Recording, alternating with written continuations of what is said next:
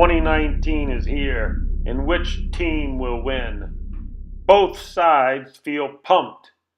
Trump Q team is really juiced up after the Bush Sr. funeral envelope fiasco, and they see victory in their rose-colored glasses. And then, on the other side, the liberal Nancy Pelosi team is also jacked up, with Nancy taking the reins of power in Congress. And they see an impeachment in their cloudy cataract, broken eyes of delusion. So both teams are dressed up and ready to enter the arena to claw each other's eyeballs out for the pleasure of the emperor and the Roman citizens. We, the unwashed masses, get to catch the bread thrown to us and pick up the crumbs, while the emperor wines and dines in the clubhouse seats with the 666 gang. Well, this should be fun anyhow, huh? 2019 should have a few surprises. And if you think I'm a little psychotic for seeing a little humor in all this evil, well, maybe that's just a way of coping. Survival skills in an upside-down twilight zone of a world that we live in. So if we don't find a way to brush this evil away, then that leaves us with dark humor, comedy noir. We're talking about stagflation, because 2018, the stock market went nowhere. And I'm pretty sure, like myself, you were not offered a big government job or a position in the corporate world. So we have to get by in this new world where America is crumbling slowly. It's like a slow motion train wreck. But what do the people in positions of power think? Well, as you can see, they're just basking in the warm glow of their filthy egos. But you already know they are clueless, living in a fantasy world of whining and dining and corruption. They are disconnected from the rest of us who have to scratch out an honest living. And even that is quickly disappearing in this twilight zone of the empire. So I thought I would start 2019 off with a look at all the insane things that are going on in our evil world, where lies are truth and truths are lies. And as I said, both teams are pumped up and both teams think they can win. I hate to spoil the ending for you, but I will anyhow. Both teams lose in the end. And out of the ashes will emerge a winner. I'm betting on a nationalist.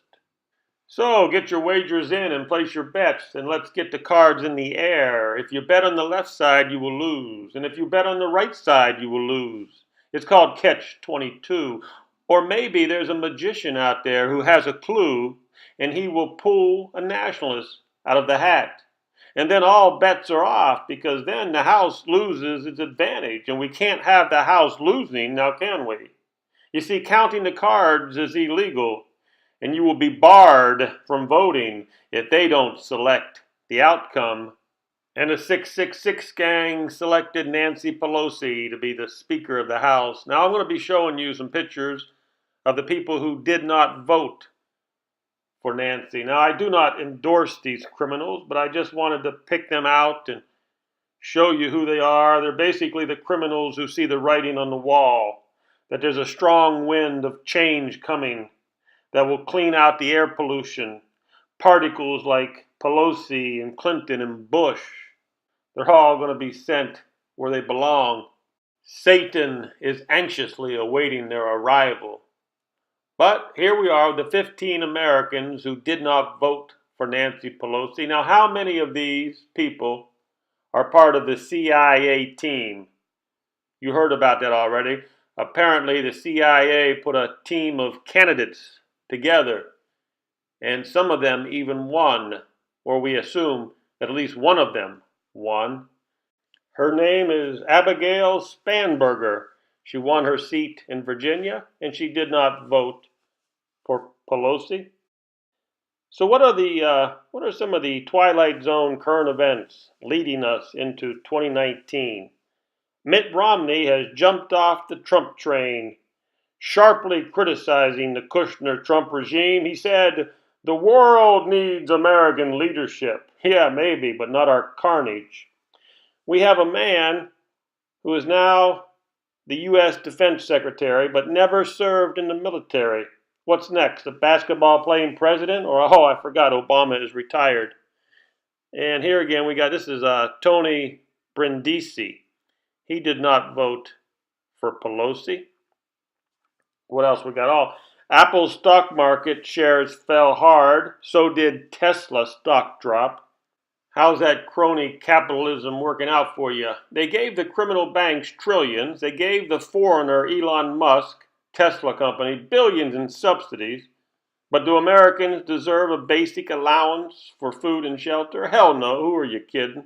Now, that last picture, that guy's name was Jim Cooper. He did not vote for Pelosi, and neither did Jason Crow.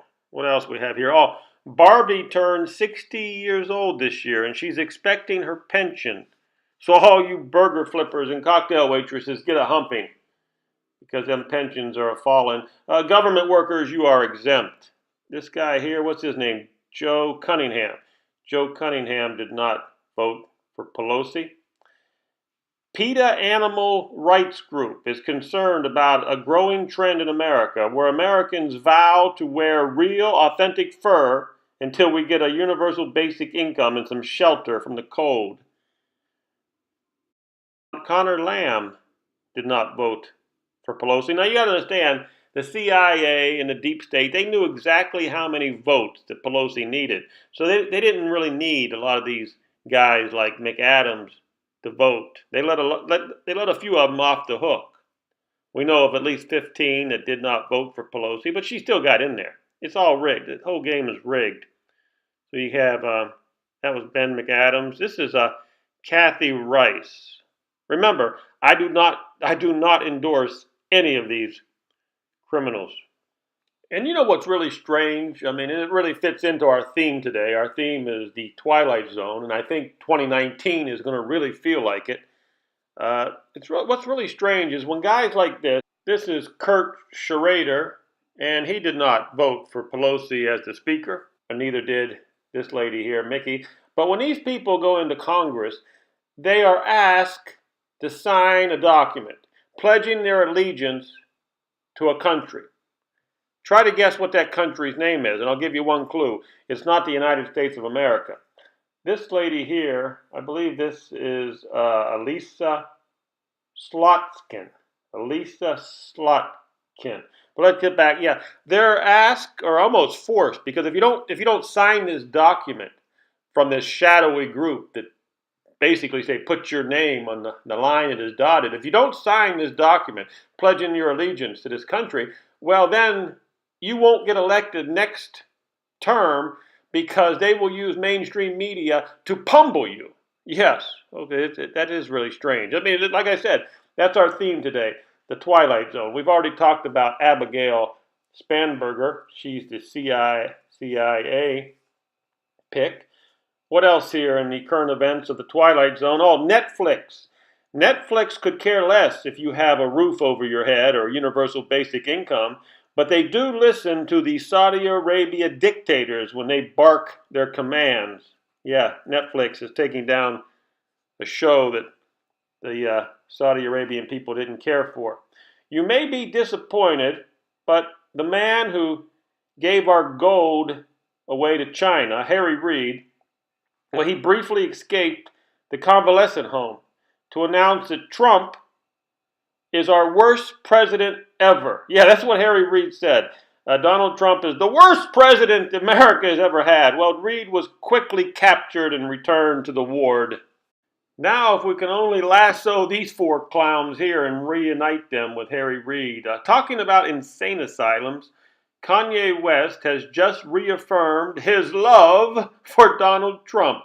Apparently, Kim Kardashian is okay with this because, after all, it is Hollywood. We're talking about the Twilight Zone of the empire. Democrats and Republicans unite to save the multi-trillion-dollar satanic boondoggle over in Syria, while endless Americans are homeless, on drugs, or both. This is bizarre beyond belief. And John Kelly, who just recently left the White House, said that the Trump-Kushner regime long ago gave up the idea of a real wall. And nobody does any research on the billion-dollar government contracts already awarded to Jared Kushner's friends and family for an electronic cyber drone wall. I mean, this is strange indeed. Obama's entire extended family has set up shop in China. Many of his closest relatives have big stores in China. Well, I guess they've given up on Chicago. I mean, well, these pictures may not be Chicago, but Chicago looks pretty similar. The Twilight Zone of America. You're looking at what's left of an old steel mill on the Ohio River. I took this picture last year. Well, since we're talking about the evaporation of the middle class of America, I mean, Ivanka, the sweatshop princess, invested all of her millions that daddy gave her into Asian factories, and she paid a nanny millions of dollars to teach her children Chinese. After outsourcing American jobs, she is now a big shot in the White House. I mean, and Americans can't see a treasonous, nepotistic, converted Medusa? All I can say is this: please use a black mirror when looking into Ivanka's evil eyes, and check and make sure Kushner's not behind you also. Well, Stephen Miller may be the last man standing in the royal house of Trump that's not related to him. Well, we don't want to beat this dead nepotistic horse too much, so let's move on. John Kelly said, "I have nothing but compassion for the migrants." Yeah, that's what John Kelly said. Well, now he can safely go to any restaurant in the country and eat without them spitting in his food. Yeah, welcome to the Twilight Zone of the empire.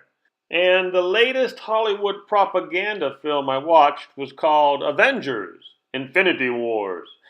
And the storyline is about depopulation. I think the original title was called How to Lead the Unwashed Masses to Slaughter, but even that's a bit too much for the Twilight Zone of the empire.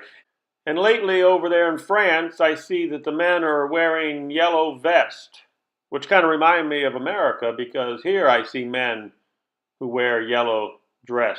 I mean, okay, in Brooklyn, the poor people won't eat in a restaurant unless there is a rainbow sticker in the window. Maybe they think there's a pot of gold at the end of the... Okay, let's move on. California has banned straws. I think old white men are next. Yes, this is the Twilight Zone of the empire. The mainstream media claims it's getting hotter, and NASA says it's getting colder. I say it's getting stranger. Facebook demands that you give them a nice, clear photo of your face for their facial recognition AI artificial intelligence program, and the unwashed masses gladly do it for free. Maybe that Avengers movie is onto something there. Okay. Russia Putin showcases a new hypersonic rocket toy, and the wacky, evil DC neocons, safe in their hardened bunkers, tell you not to worry about it. You know, those trillions of dollars that we dropped down a black hole the last 17 years, again, don't worry about it. Apparently, the DC swamp dwellers count in dog years, not human years. Bizarre, huh? When the Dow Jones is going up, it's because of Donald Trump, he says. When it's going down, it's because of the Federal Reserve Bank, he says. I wonder if they're going to throw out bread in this circus. I think I'm starting to figure out how we got here to the Twilight Zone of the empire. Passaic, New Jersey. Yeah, that's a city in America. They dropped a piñata from the tallest building to celebrate New Year's Eve. I mean, do I have to say it? Donald Trump tells us he wants to build a wall, but 99% of his hotel and golf course employees are illegal workers. That's really weird. Okay, we have one burger flipper, one cocktail server, and one welfare recipient to pay for each $150,000 government pensioner. And no, illegal landscapers don't count. You do the math here in the twilight zone of the empire. Now, the banks tell you that you can double your money in 8 years at 8.8% yearly interest rate. Well, you may not know this. I'll repeat it again. This is how the banks used to get people to bring in their money and deposit it in the bank. They would tell you, yeah, in 8 years at 8.8 interest rate, you can double your money. Now, of course, they don't actually offer you that kind of rate anymore, but I'm just saying. Remember, this is the twilight zone of the empire. Now, young people paid $20,000 for Bitcoin last year. Yeah, this is a commodity that you can't feel, you cannot touch it, you cannot see it, and if you drop a Bitcoin on your toes, you won't even feel it here in the twilight zone of the empire. And there was a mysterious divine envelope that appeared in December. And corporate mainstream media must have been at the bar because they missed the whole damn story. Okay, let me see if I got this scenario correct here. All the stores in America are filled with Chinese stuff that you can barely afford. Okay.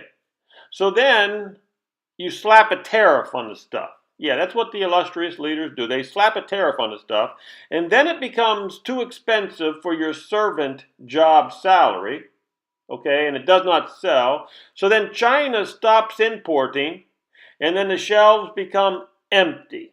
Do I have that scenario correct?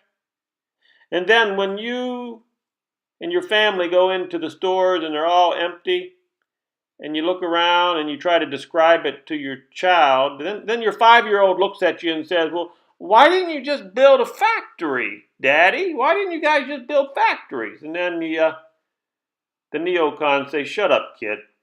Okay, so the Saudi Arabian dictator used a bone-cutting saw to chop up a Washington, D.C. journalist. And the swamp dwellers laugh and cackle and they sing, oh, what a friend in Jesus we have.